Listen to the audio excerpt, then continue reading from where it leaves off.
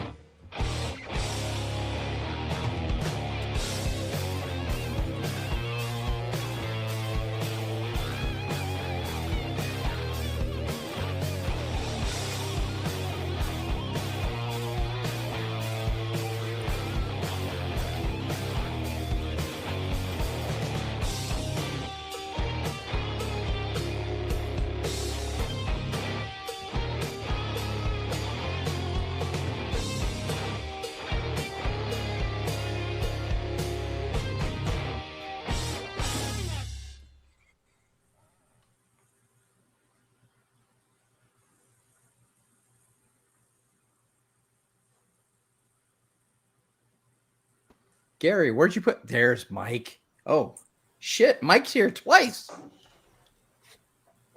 There we go. That was interesting. It's more mics than I needed to see. Always learning something. What's up, fellas? Oh, man. Living the dream. How are you? Man, another day closer to football. And we got you back on the show, Gary. I know, the Wednesday Night Live. Yeah, welcome back, Gary. Yeah, excited. Especially because we're a 3-1 football team. How about that? The team we've been waiting for is finally Who would here. have thought? That's pretty awesome. Yeah, it absolutely is. I've been to all 4 games in person, so we'll see if the streak ends at Marshall. Well, we're going to Marshall. We got room in the car if you need it. We'll be a little far away for the Marshall and JMU games, but I'm just going to pass off the baton from me to you on Saturday after we beat down Coastal. All right, Aaron. We got to talk about this Liberty game before we get into Coastal. So, welcome in. Thank you guys for joining us tonight for this live. Old Dominion wins 21-7 over Liberty. Wet, rainy game. Despite that and the fumbles, Ricky Ronnie did not want to give any credit to the rain. It was ball security was the real issue in his mind. Well, that's probably kept him pretty busy at practice this week.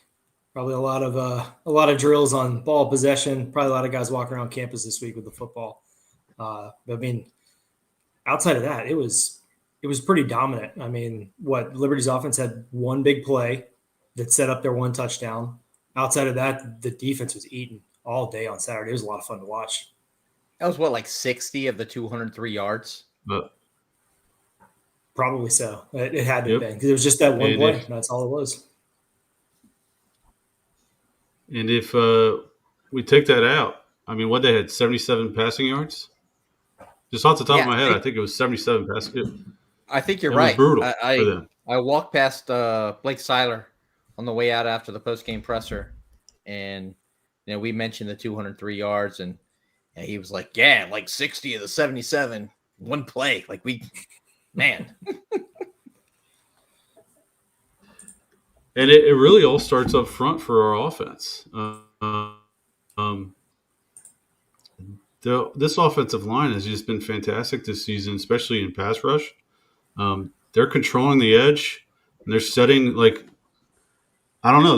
They're setting the kind of attitude for this team. We can run on anybody. We're averaging 9 yards a rush and 9 yards a throw. Like, when would we ever have expected that from an Old Dominion team? It's been a long time. Yeah, it's crazy. I'm looking at it real quick, Mike, and we're almost 7 yards a rush and almost 14 yards a pass completion. I mean, if you can average 7 yards a rush, you're going to have a lot of easy third downs to convert. This has not been the case the last,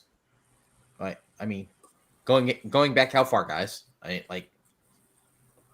don't know if we've ever truly had like a totally balanced offense, but yeah, maybe David Washington days. We were a little more balanced with Lala and all that. Yeah. It's nice. It's really, it's very nice. It's very nice. Very nice. Yeah. I mean, it's kind of all the things that we were expecting from this offense at some point when Ricky Ronnie got hired, and then we've slowly been getting there, and you're kind of seeing everything paying off now where, I mean, we're just dominating like on the offensive side of the ball up front. It's amazing to see what this offensive line has done. What's up, Harry? Harry wanted crazy wanted us to know that all the it's crazy what happens when you have a quarterback who can run and throw. It is. Yeah, Colton's making a big difference. But Harry, I'm hoping we get a good weather report for Saturday because I believe we have a couple of aerial events lined up. We got flyover, got some jump teams coming in. We just need the weather to cooperate for a change. It's killed us the last 2 home games. Yeah. You know how much work that he puts in to make that stuff happen. We're going to have one game where we've got like 8 flyovers, 3 jump teams, the drones. We're just going to cram it all into one game. Nothing but air superiority for at least one game this year. That's right. So, all right. Man. So continuing to give out superlatives for this offense, we got to talk about the receiving core. Big question mark coming in this season, and Ja'Cory has just kind of taken over that number 1 role. And he was fantastic again this game. 2 tutties and 150 yards or so. I mean, the kid's been electric. Yeah, it was nice to see the receiver step up and kind of take over that game. Gladding had a catch in the first half that was just an unbelievable catch to keep a drive going. I mean, they're talented, they're athletic. I think they're fitting into this offensive system really well and actually kind of enjoying the freedom that it can provide them. And that being in sync with Colton is really starting to sharpen up. And we're seeing the benefits of that as well. I mean, just them being on the same page. Last year felt like kind of got out of sync a little bit at certain times, but if they keep that consistency up and we stay balanced, there's a lot to love. And these receivers are going to be having a lot of fun in the Sun Belt. The other thing I like about this receiving core is they really attack the ball in the air. They go and get it. And that's something we've been asking for our receivers for a while. And we're getting it from a lot of different guys. Trey Brown's doing it. Gladding's doing it. Ja'Cory's doing it. They're attacking the ball, not waiting for it. And it's making a lot more completions for Colton and making the passing game a lot more effective. And I want to give Trey Brown a lot of credit for being tough. He left the game early with an injury, comes back and has some productive catches in the second half that were crucial to this victory. It really has been. You've seen those guys step up. I mean, the one area, and I won't say I have concern, but the one area that I would like to see come alive is to see our tight ends get more involved. Like we saw that last year. We had like one healthy all year long, but he was a real impact maker. I can only imagine what this offense could do if we start to get a little bit of tight end involvement catching the ball. Obviously, they're blocking and they're doing the dirty work. But if we could get a little bit of consistent offensive production out of that, I mean, as a defense, like pick your poison. Where you're going to go? Yeah, and with the play of our wide receivers the last couple of weeks, you may see defenses start paying more attention to those wide receivers to open up those opportunities for tight ends and throwing the ball to running backs out of the backfield. I don't know if we've necessarily needed to throw to a tight end, at least outside of the Indiana game, but that is just kind of, I think, some untapped potential for us because we know Jalen Butler can get up and catch it. I think they've tried to throw to him a couple times down in the end zone throughout the season, but if we get that involved with what our wide receivers are doing, what we're doing in the run game, like if you still have to stop the run, we're going to throw it over top and vice versa, and we're just going to control the entire tempo of the game. And we have some running backs that can make plays out of the backfield as pass catchers as well, and that hasn't really been something we've needed to do yet. But look at the speed of Devin Roche or Traquan Jones. Imagine them in the open field catching balls. Could be pretty dangerous. Yeah. And speaking of toughness, Roche took a pretty good shot to the noggin during the game. I didn't even see the whole plays on the other sideline, but obviously got reviewed for targeting. And, I mean, that was straight crown of the helmet coming right in. But he got up and was fine and played the rest of the game. But that was a pretty large collision. Yeah. But defensively, man, that's one of the better performances I've seen, and they keep putting up these good performances. It's amazing how great our defense is when we dominate time of possession too. Those guys, even though we're down some linebackers, they stayed really fresh, and they were out there hitting, and you could tell even through the rain they were out there smiling and having a good time, just smashing people. Yeah, and it all starts up front with that defensive line unit. Go ahead, Mike. Oh, I'm just saying it starts up front with that defensive line. They're getting pressure this season, something that we've really haven't seen much of out of this 3-3-5 defense, and it's making the whole defense more cohesive. And Aaron, what were you going to say? Oh, yeah. Go ahead, Aaron. No, I was just tagging on to what Gary was saying. We can move on. We passed it already. Yeah. Well, I think my biggest concern on the defensive side of the ball going into this season was the defensive line because we had quite a few departures off the defensive line that were productive last year. We're excited to see them move forward.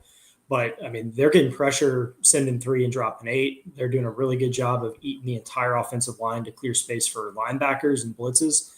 I mean, it was a very nice surprise to see that defensively. And it stood up against bigger offensive lines like Liberty. They're not as strong as they are normally, but they still have a pretty big offensive line. Tech has a big offensive line. Indiana has a big offensive line. And we've gotten pressure on everybody this year. So there's some teams ahead on our schedule that are a lot smaller up front, and that could be a fun thing to watch.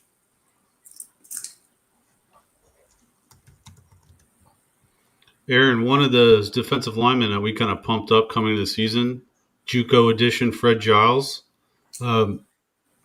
his sack, he tossed that quarterback over like he was just a sack of potatoes. It was the strength that he showed just throwing him over was so impressive.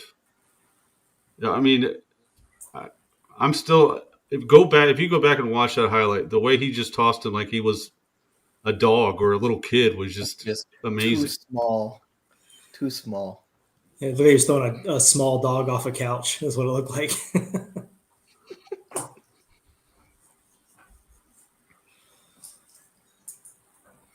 Harry, for the injuries, we're going to get to that, but we'll probably talk about that once we get to the Coastal discussion. Yeah. Well, there was one area really all season, but I think it showed up a little bit more against Liberty where I'm hoping there's a lot of work going on, and it's our kickoff and punt coverage. Like it's been problematic all season. It showed up in the Liberty game as well. I don't quite know how to describe it. Everyone seems to be going to the right position on the field, but then they seem surprised that the other team is running at full speed. Like they're shocked that the person like runs and jukes and goes past them. So I don't think it's a matter of necessarily technique or knowing where you're supposed to go. I think like don't stop.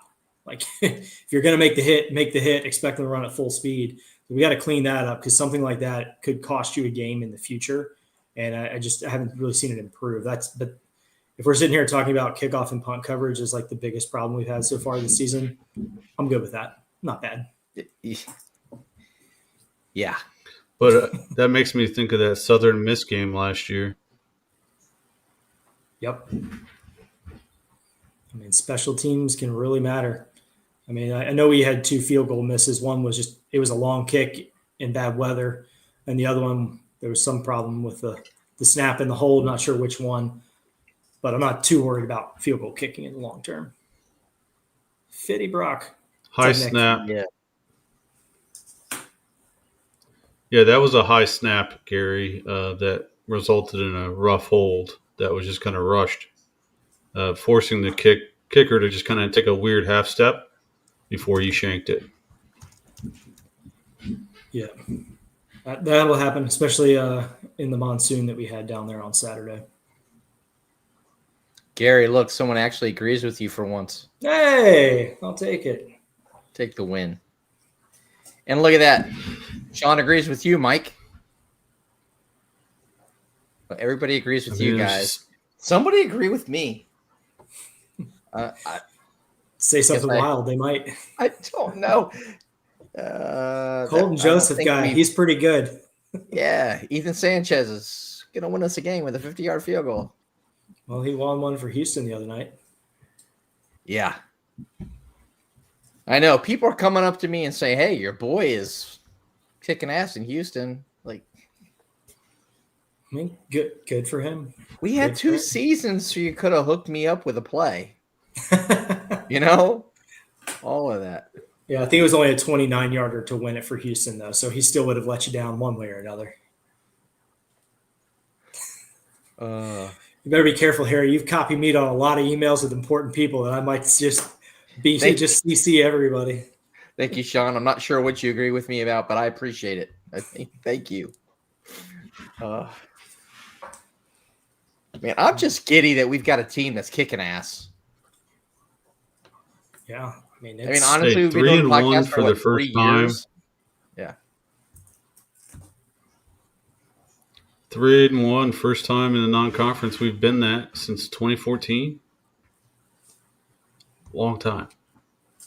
Yeah. What were you guys doing in 2014? I was running. I was working for an accounting firm. I was running event staffing and security for UVA, Virginia Tech, and JMU. It's been a while, fellas. Yeah. I was skinny. And me too. We're going 4-1 this week. Sure hope so. I want to give some shout out to. We were just. I was just going to give shout out to ODU's band. I mean, they were out there in the pouring down rain pregame, doing their normal pregame show. They were loud, into it the whole time. ODU fans, you looked in the stands, no one was sitting there because you have to be kind of crazy to sit out in that. And there were some crazy people that were. I know Juice Fan was just down for me. He was getting after it. Barlow's were too. But as the rain slowed, we actually saw the lower level come and fill, and the concourse behind it was still loaded up as well. So, like, fans were not necessarily deterred by the rain. They just may have timed their entrance a little bit differently.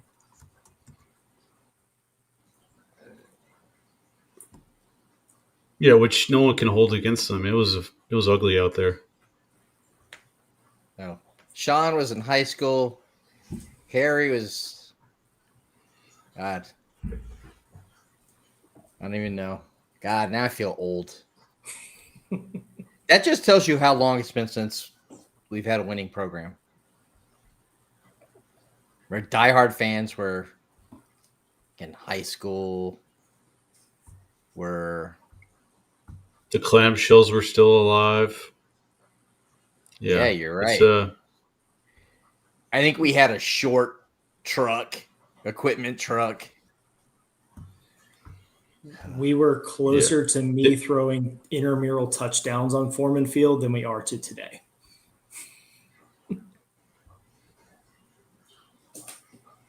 You weren't just walking the mean streets, Harry. You were guarding the mean streets.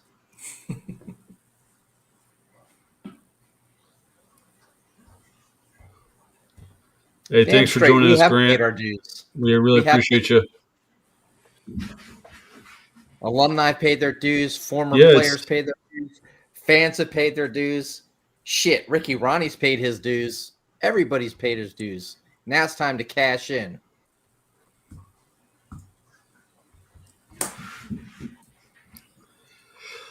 All right. So, we talking football, guys? Yeah, man. Lead us. All right. So, we just got off a call with what's the name of their show? The Chant Show or the Strut? The Strut. The Strut Podcast. It's a Coastal Carolina show. They were nice guys. One of their guys on the show is a former Coastal football player, and he says this game can go one of two ways. He thinks it's either an Old Dominion blowout or it's going to be a shootout. He likes their chances because they are now running the 3-3-5 in Coastal and thinks that their offense will be better suited against it. Looking at them on paper, it's kind of hard to justify and side with that. They beat South Alabama nicely, 38-20. But if you go look at those numbers, it's not like they dominated offensively. They didn't have 200 yards passing, a little bit over 100 yards rushing. They just forced turnovers and they protected the ball. They gave themselves a chance to win, and they did. But I'm not sure we've seen anything that says they're fixed yet. Yeah. Turnovers have been their biggest problem really all year. I mean, they were not great offensively against South Alabama. I don't think they've been great offensively all year, but they made the switch to Tad Hudson at quarterback, and he has not turned the ball over yet. He had 2 passing touchdowns, a rushing touchdown against South Alabama. If they can protect the ball, they're going to be in the game. Like you go look at that East Carolina game where they got just destroyed at home. They turned it over a lot, got in hole early, and it was pretty much over in the first quarter. But I am always weary of a team that appeared to get something right and then went on a bye week. Like that's always one of those. If you're into sports betting a lot, you watch for those teams, see who they're playing, and you usually go on them. So I would be no telling what to expect, but I think a shootout might be a long shot. I ain't a betting guy, but I do know that the people in Vegas are smart, and I know that Mike has seen this, and I know that Gary for sure. I mean, shit, we have Fade Gary every week. You sure as hell know what the spread is. I mean, Vegas isn't usually that dumb. Sometimes they are, and that's when it's really fun to sports bet. But I think we're up to 20-point favorites now. We're bordering on 3 touchdowns. That's a pretty big swing from an initial opening line of 14. Like to move a touchdown in a couple days without a major injury that's saying something about what the public thinks.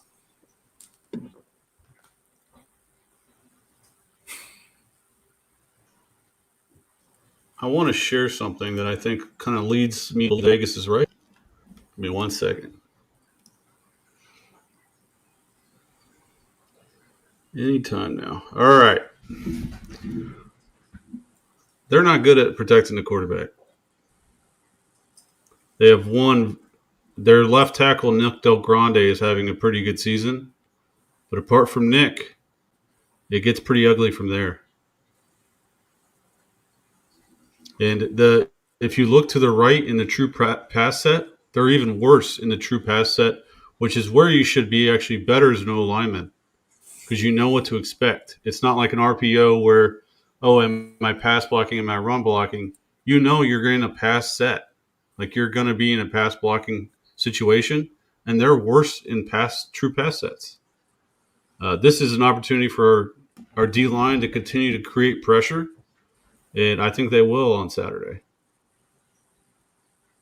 Yeah, those aren't good And what does grades. pressure bring? Jacked up sacks, mistakes by the quarterback, fumbles. Pain. It creates. There's a word from our former rival that would be good here. Pressure creates havoc. Yeah, we created a lot of that on Saturday against Liberty. Yeah. I mean, you've seen it in several of our games this year. We can create it, even against a team like Indiana that destroyed the number 9 team in the country at home. Like, we create a lot of havoc for them and put them in a situation where they had to be nervous about us.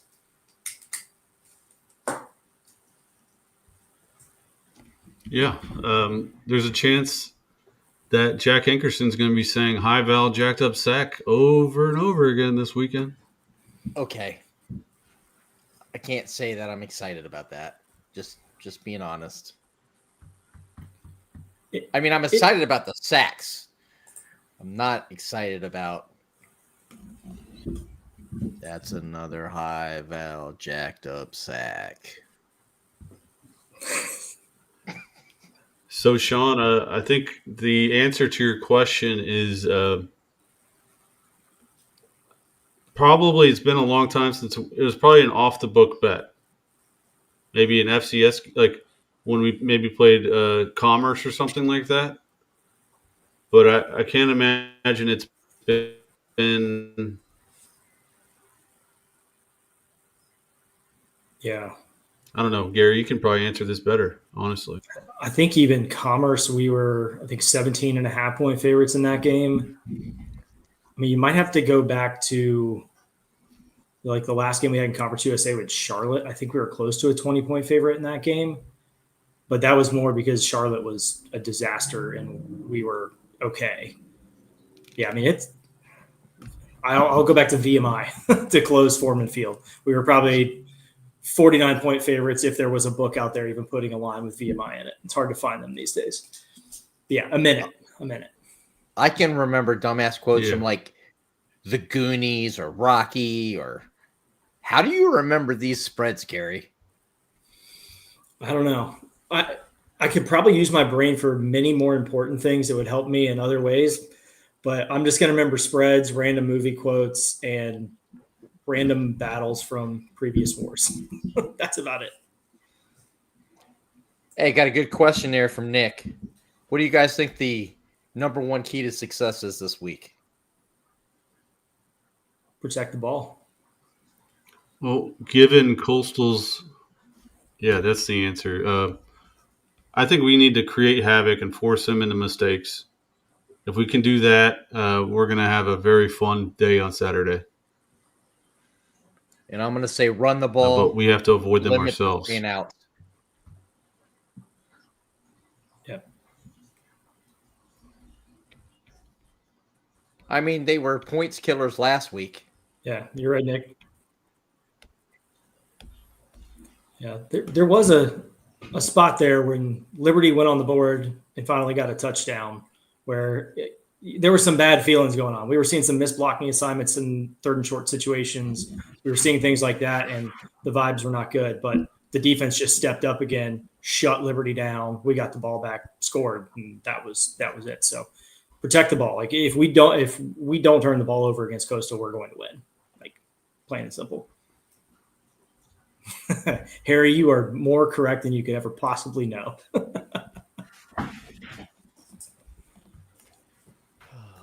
Man. Yeah, I will say, looking at this matchup, the one thing I was kind of surprised by, but now thinking about it and talking to those Coastal guys, I understand why they are where they are.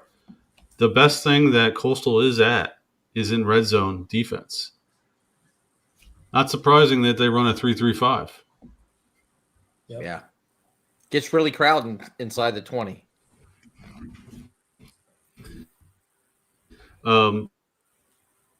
And another thing we learned from them is they're learning the issue with the 3-3-5 is if you can't stop a running quarterback, you're going to be on the field a lot. And they have been on the field a lot this season. Against South Alabama, they had 23 minutes of possession, and they won 30-20.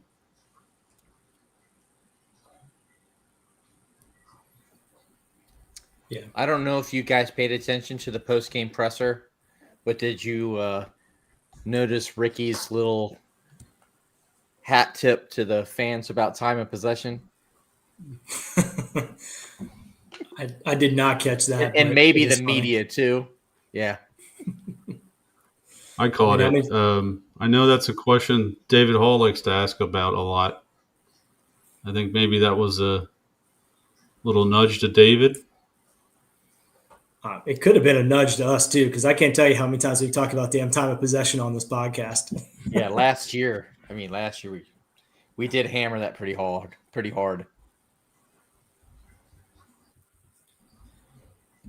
What do you guys think about Nick's so Nick, there? The one thing I don't know is if we can cut play calling or not, because the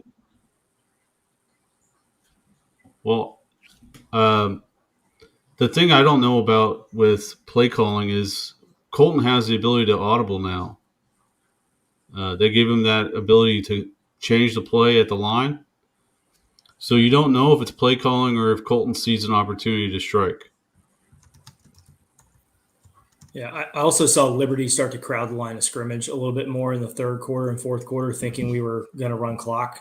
So if we get that opportunity, we have an advantage, we're going to throw it. I just don't think we were super successful. And one time, under the interception, Colton threw it basically into triple coverage going down the field. So, yeah, I don't know if it's play calling. Colton, it would have been nice if we connected on one of those, and it was the dagger, which we ended up doing at one point. But I think that was more of a matchup on the play rather than an overall strategy we had. I will say, Gary, one thing I noticed in that Liberty game is something we talked about a lot last season, where we put receivers into motion to gauge whether they're in zone coverage or man. And a lot of the times, if you go look at the plays that we had successful pass plays, it was after a motion. So the offense is growing in that way, and it's good to see. Yeah, that's so critical. I know it sounds so basic, and a lot of teams are good at disguising it anyway, but you've got an orbit, and you can mix orbit and motion. You can figure out a lot about that defense, and I mean, we just need the leverage is all. Later in the fourth quarter. Yeah, I'm just saying, Nick, that I don't know if it was Colton's decision or Decker's. In a situation where the quarterback can't call audibles, it's kind of hard to point the finger anywhere. And I don't know how many quarterbacks have had carte blanche to do that under this coaching regime. I mean, obviously going back, Taylor could do that. He could do whatever he wanted, pretty much the last couple of years. But I don't know under Ricky and let alone under Decker whether even Hayden had that ability to do it. Yeah, because I think we had one drive in the fourth quarter that I'm pretty sure we ended with an incomplete pass or a sack or something like that. And it was 3rd and 7. So, I guess trying to throw for the first down. But at that point, I think the wind had been depleted from Liberty's sails.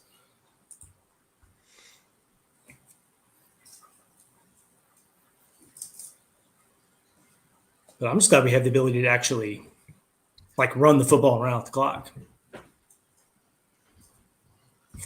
Damn straight, we did win. There were a lot of coachable moments from that Liberty game Saturday. I think when they went back through that film, they had a lot more work than they were expecting on Sunday and then again on Tuesday. There's some things to clean up.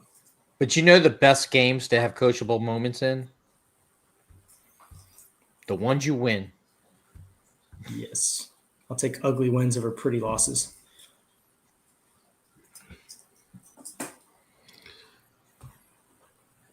And we still almost covered. You get that field goal at the end, we cover. So close. Yeah, there were a lot of people paying attention to that field goal. A lot of people paying attention to that. And I think when the snap was high and the hold didn't get down, there were some very unhappy people.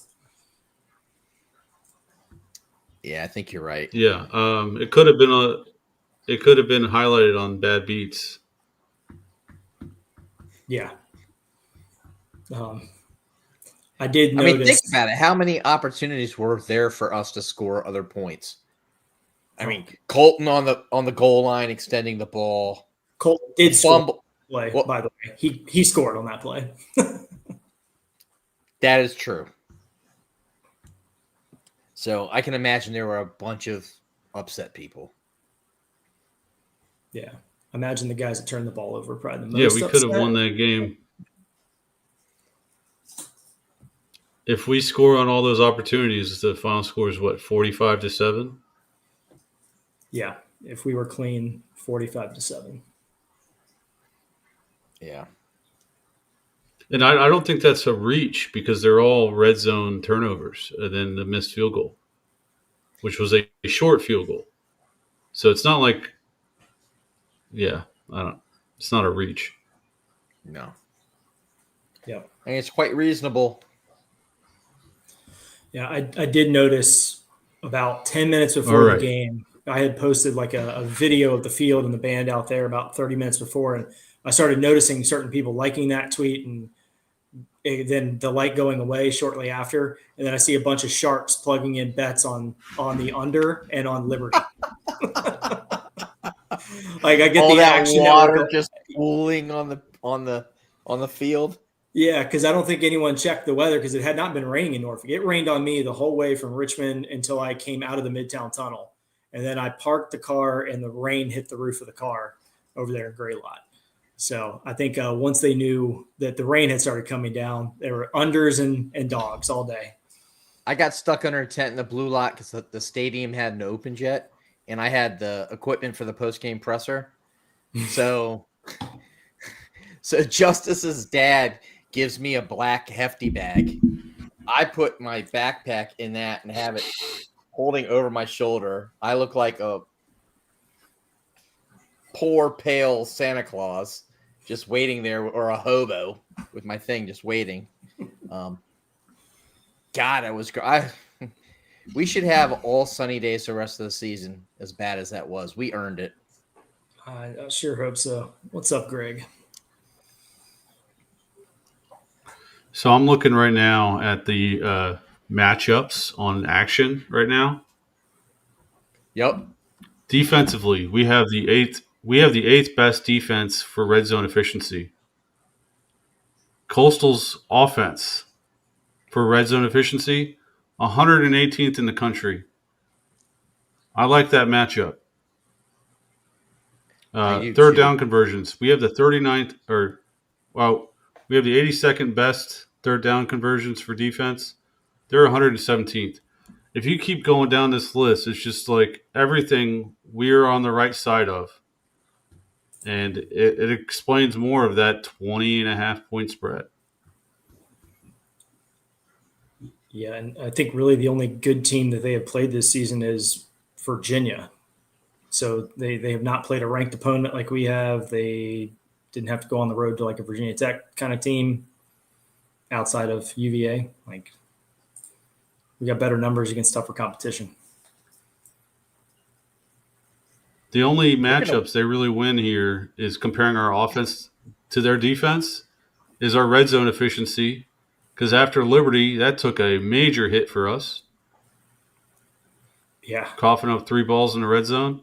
We're now 132nd in red zone efficiency. That is a swing. Turnovers. That's quite the swing. That's insane. Because that was actually a really strong point for us last year and even the year before. If we could get to the red zone, we were probably going to score. We just couldn't get across the opponent 40. And now we can move the ball down the field. But one game, it was rainy, whatever. I just love that it was probably a great week of having to carry a football around everywhere for some guys. Trying get people to try to slap it out, walk Yeah. across campus. Oh. All right. I do have one more thing. It's just the basic matchups from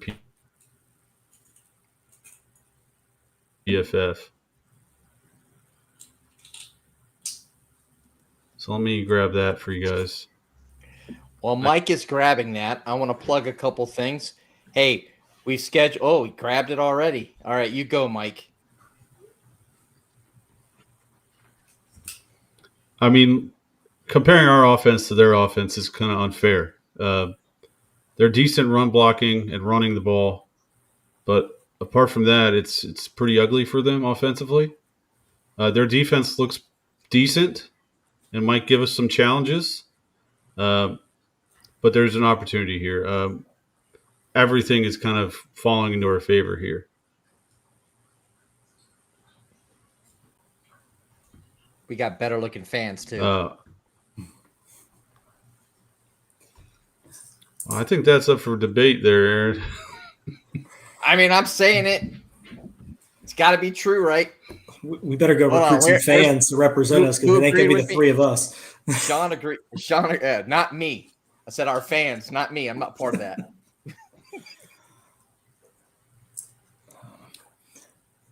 All right, so I think this is the part of the show where we deliver for Harry what he wanted us to talk about. That availability report. The one thing that kind of jumps out at me is the linebacking position. It's the biggest concern for us right now. Koa is doubtful, as is Mario. We haven't seen Mario this season. We'd love to have him back. I mean, he's 2-year returning starter. And then Koa obviously had a great season last year, but he's been banged up all year. But it's good to see that Jaleel is probable because we need him. He has been awesome this season. I believe he led the team in tackles last game. And Aaron, we didn't give a shout out to Jeremy Mack, who was just producing on Saturday. Forces a fumble, gets an interception. Season. Yeah, he's been awesome. Jalen Butler being questionable provides an opportunity for Dawson Johnson to show what he can do this week. Yeah. From what we saw in camp, that kid can play, and he's a pretty good route runner and catcher. Not quite the block. I don't know if he can block as well as Jalen because Jalen's about as good as they get at blocking. But interested to see if he can get that passing game going like you want, Aaron. I mean, I think if we can add that to the mix, this offense is going to be really, really difficult to stop. I mean, if we continue to run the ball like we're doing, I'll just say it, that our 3 top receivers continue to come into their own. As a defense, I mean, what are you going to pick? You can't get everything right. And I think the ceiling is really, really high. If we can, the ceiling is already high. But if we can add a tight end production to the mix, man, I think a lot of people are going to be really happy. Yeah, absolutely. And I know linebacker. And you don't even need to add and you don't even need to really add the. Sorry, Gary, go ahead. I was going to say, the linebacker position was probably like our deepest position group coming into this season, and just obviously Jason Henderson's retirement, injuries. I will say I'm glad that I don't see Seth Noatala on here because he's been playing quite a bit. And I know that he was banged up earlier in the season. So maybe he's back at 100% for this weekend. That would be a nice boost. But the guys that have stepped up into the linebacker spot, into some of those safety spots, have done a great job filling in. I mean, they were swarming to the ball all game Saturday. We've seen it in every other game. Those guys have stepped up in a big, big way. And our secondary is tackling so well this year. I noticed that at Indiana right out the gate, that the secondary they were different monsters out there. They were tackling one-on-one in space. And we're really excited about that. So if those corners are stepping up, maybe that helps blunt the blow of the injury losses that we've had at linebacker this season. Yeah, a great The comment guy there in by the Greg. secondary that has impressed. Go ahead, Mike. So the guy in the secondary that's impressed me the most in tackling, like Gary was talking about, Kendra Steiger. That guy brings the heat when he's hitting people. I mean, his highlight reel at the end of the season could be one for the ages with how hard he's hitting guys. And number 18, that's Jackson Forrest, isn't it? Yeah, I think so. I was going to ask you guys, we got multiple freshmen are really stepping up. I don't know if you guys had a take on that or you had an opinion that you wanted to share, but, with Jason retiring, with Koa being out, we talked about how strong of a position that linebacking core was going to be. It would be easy if you guys hadn't watched the games and I just told you that Jason Henderson was going to retire and Koa would be injured and have no impact in the season to this point. How do you think we would be doing as a defense there compared to what's actually happening? I mean, I can tell you before the season, there were a lot of people talking about Jason Henderson being the lone savior on the Old Dominion defense. That was their projection. So you think of him really playing in one game, you'd think we'd be giving up 30 plus points, easy. But instead, I think we've just seen these guys step up into that role and make the most of their opportunity. Even though we've lost some guys, there's still dudes fighting for spots in that rotation, and that is a nice luxury to have at the linebacker spot. I think Mac's versatility is really helping there because you can just put him kind of a little bit anywhere between safety and linebacker and kind of confuse the offense. But, I mean, he's also just so productive wherever he's at on the field. Another guy we need to talk about at linebacker is Keyshawn Thomas. He's a JUCO addition. He's made the losses of those injuries to Mario and Koa and Jason just not hurt as much. But yeah, Nick nails it here. Coach Seiler and his defense, they just have a really good eye for talent. We knew that in the secondary these last few years. With all the turnover, every year our secondary gets better, despite always losing pretty much every starter. But they're also really good at developing guys. Mario Easterly's been in the system for a while now, and he's become a star on this defense and a true leader. Yeah. Jerome Absolutely. Carter, second year, goes from a guy that's getting some spot minutes here and there to a productive starter in this season. I'm really impressed with the coaching job that these guys have done to put this team together. And Jackson Forrest. It's that good mix of recruiting and developing. Yeah, definitely. And Jackson Forrest, he's a freshman that's been out there getting some playing time. He's done really well just kind of in one-on-one tackles. I'm not saying that he is Jason Henderson when Jason Henderson was a sophomore and setting a tackle record and all of that stuff, but he reminds me of what Jason Henderson looked like when he was on the G squad as a freshman. He plays with that speed and a high football IQ, not afraid of contact in any way, shape, or form. That is someone that they're producing now as a freshman. What do they look like next year, the year after that? Are they going to be chasing Jason's records in the record books for tackles? I think that's a very good observation. Yeah, I agree 100% with that.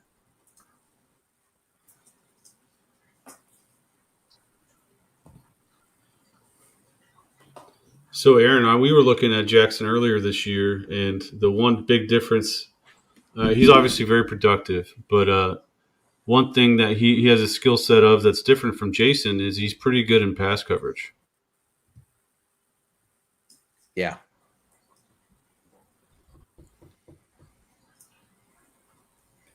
Yep. Yeah, he seems a little bit more mobile in coverage. I think just in general, our linebackers this year are covering better, whether it's a zone in the middle or they're having to go catch a tight end or a running back. Like definitely the pass coverage from the linebacking group, despite the injuries, is improved. It'll be interesting to see if we get everyone back healthy. We've got Koa back. Yeah, there's another newcomer see what we should they look shout like out. with their subs coming in and out off the field. Go ahead, Mike. One other newcomer I want to shout out is we had him on the show last winter, Lucas Struck. He's producing as a special teamer, and in his minutes when he gets snaps at safety, the guy can tackle, and he's been fantastic for us. He had that recovery late in the game against Liberty. He's kind of been all over the field.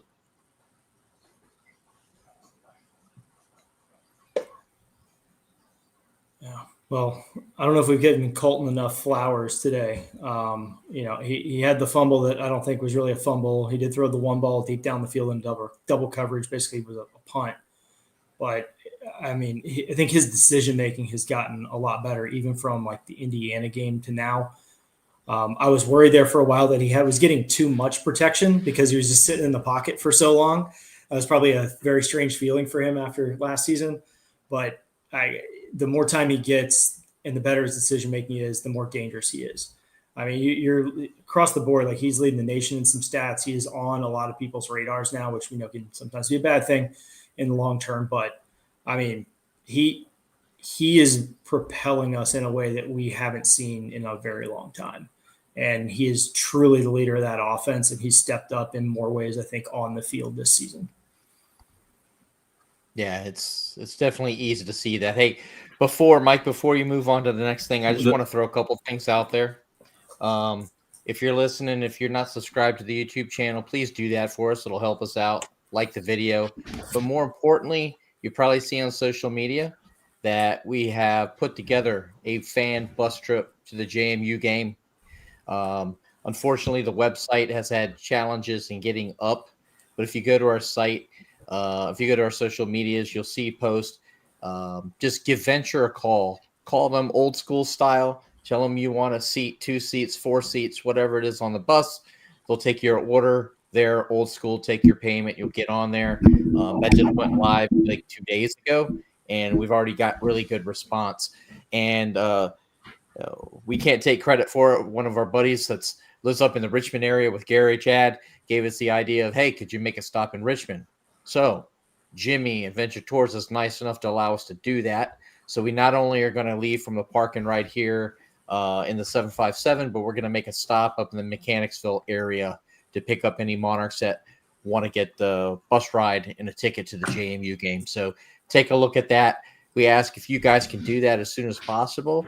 It'll give us a great idea to make sure that we got enough tickets secured. ODU's also working with us to make that real easy. So don't wait until we kick ass in this game on Saturday. Go ahead and buy your tickets now. It's going to be a really awesome time on that bus. Yeah, take advantage of this opportunity. You're going to not have to worry about driving and parking and all that stuff. You're going to be with a bunch of ODU fans going up. You're going to get off the bus with ODU fans, so you're not out there getting harassed by the 1 or 2 JMU fans who will actually run their mouth in person. And then you get to hop on the bus. You get to have a big party back after we undoubtedly go up there and beat them this year. So I also think the more people that sign up for this, the more likely something like this is to happen in the future. And I know for me, living in Richmond, really awesome that they added that stop because that cuts 3 hours of driving off for me. So, yeah, if you have any interest at all going to Harrisonburg, hanging out with a bunch of ODU fans, enjoying a football game, go sign up for this. And don't wait till after Coastal because you may have everyone signed up and every spot may be full by the time that Coastal game is over. Nick, I think that one's on a 13-day window, so we should know that Sunday after Coastal? Monday. Right? Monday. The way that's lining up, it could catch linear and be a it'll be Monday, like ESPN2 or something like that.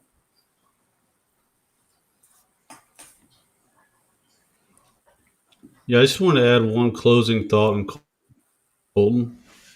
The one area of growth that has impressed us from Colton this season has been his when he starts, the pocket breaks down and he's scrambling out the pocket. His first instinct isn't to run anymore, keeping his eyes on the field, and it's creating new opportunities to get more explosives in the pass game. We didn't see that as much against Liberty, but it's been huge this season, and it should be appreciated how much growth he has shown in that area. He's looking like a pro prospect. Like, that's the best way to describe it. He looks like a legit dual threat quarterback that can run a complex offense, and he is going to start getting NFL looks if he has not already. Like, the strides he took this year are going to put him on a lot of people's radars for next season. Like, he could win some awards before it's all said and done.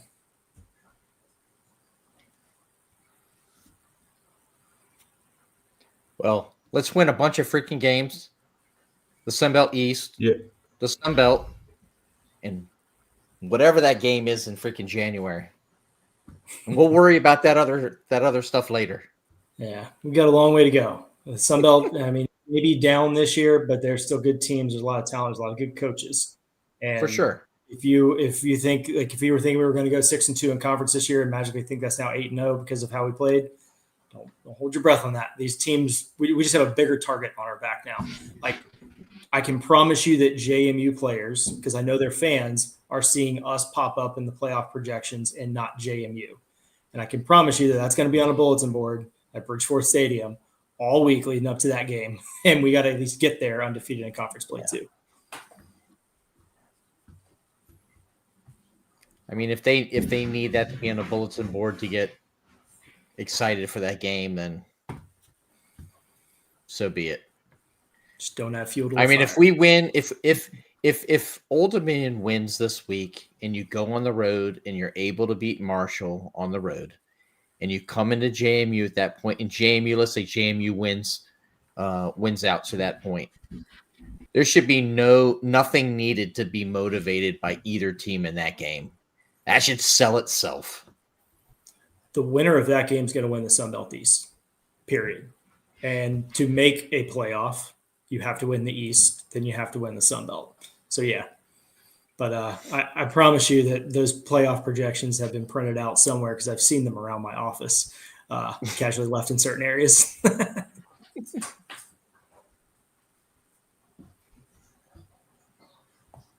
Hey, Greg, it will be, because I don't think anybody on this roster has been here while we've been the hunted. It's been a while since we've been the hunted. So we'll see.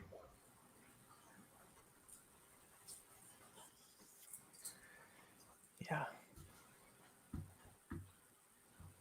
All right. Man, I'm excited for Saturday. Like, give me good weather, please. I haven't even looked at the forecast. I don't want to know. I'm just going to show up anyway. But give me good weather and give me a packed Castle.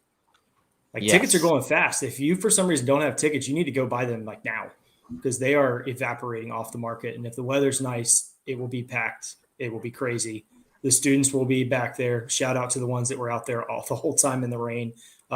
Swimming team, I saw y'all out there. Your Speedos made it on ESPN, just so you know. The Castle's gonna be rocking Saturday. Would you like to know the weather prediction right now, Gary, or would you rather not? Only if it's good. I can't take bad news today. 75 degrees high, mostly sunny. Does it get any better than that? Monarchs by 80. There you go. Monarchs by 80. Well, your bets will cover.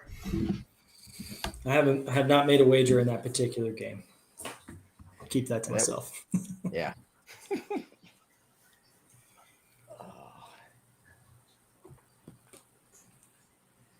So, Mike, do you want to do predictions? All right. Or just say we're just gonna win? I mean, I think we all painted the picture here that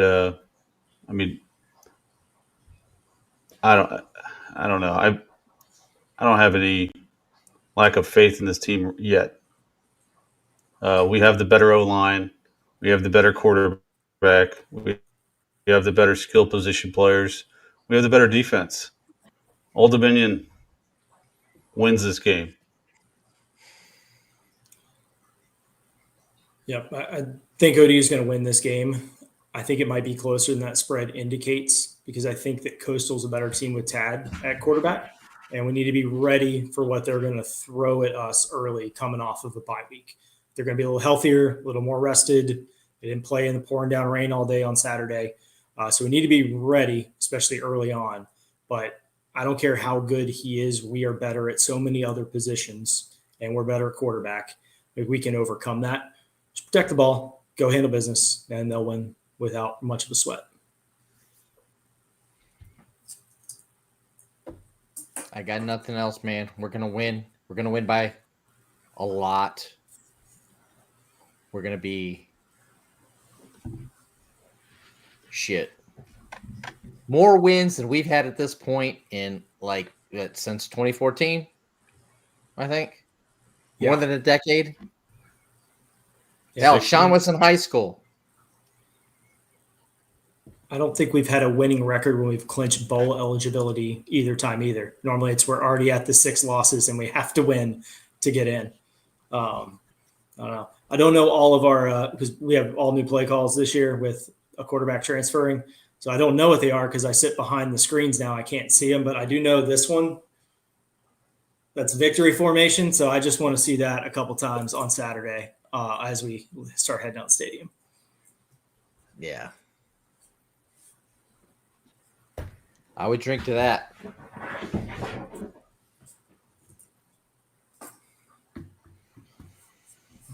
Any other saved rounds, Mike or Gary? No save round. Just been fun getting back on here today. I want to see Quinn Henicle in the fourth quarter. Yeah. Yes, Mike. Yes, that's what I want. That would be good. Last time you said that, Mike, it happened.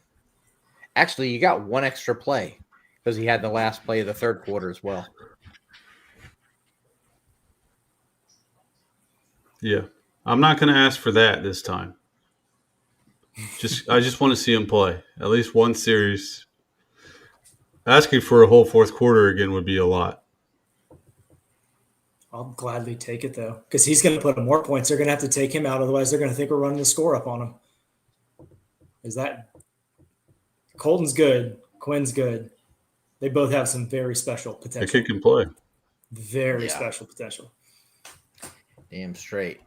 So, hey, and if we get the third guy, if we get Ryan Huff in the game, there's no guarantee we're going to stop scoring either. That kid can throw the ball. He can spin it for real. He can. Yep, he's got a cannon. I would tell any ODU fan, if you get to the game early, watch Ryan Huff warm up. He throws one of the best balls I've seen in Old Dominion history. It's different.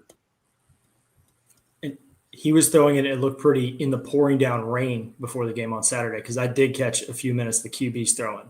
And, I mean, it was a monsoon, and he's still just perfect spiral dotting receivers 50 yards down the field.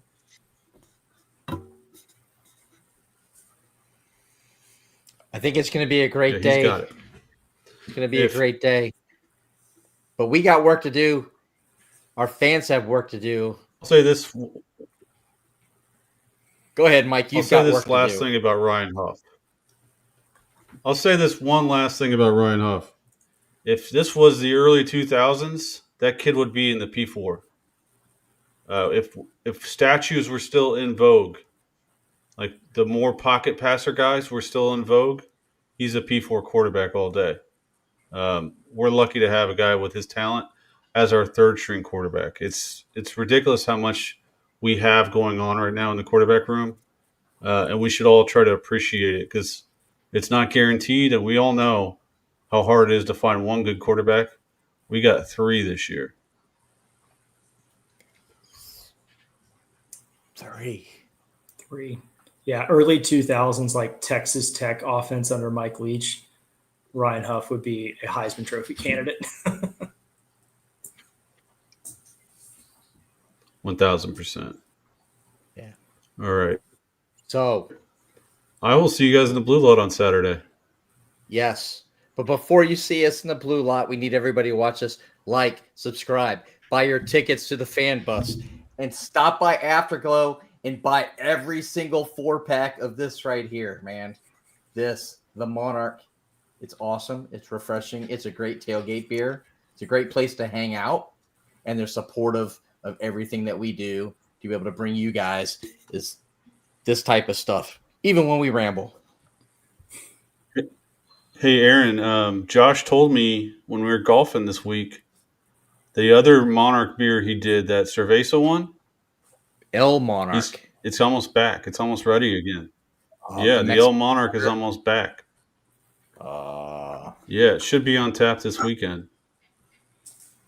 I don't think they make a bad beer. A lot of people have said it's better. Pretty sure a lot of people said they love the Monarch, but the El Monarch is even better. So, you know what? If you're an ODU fan, stop by Afterglow Friday night, maybe about 5 p.m. after you get off of work or you went home and you got changed into your ODU gear. Stop by there, see if they have El Monarch. If they don't have El Monarch, go and have a Monarch, and then head over to the Lions Den to watch men's soccer. Who are we playing? Coastal Carolina. Let's whoop that ass twice. Beats chickens, man. Not so delicious beach chickens. Hey, all weekend long, it's beat Coastal. That's right. Beat Coastal. Yep. Take care of business. I think that's it.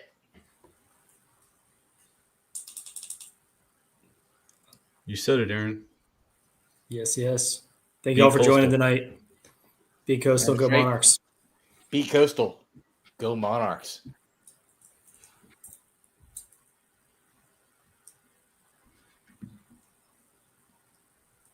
Oh, my bad. I thought you were going to say it too, Mike.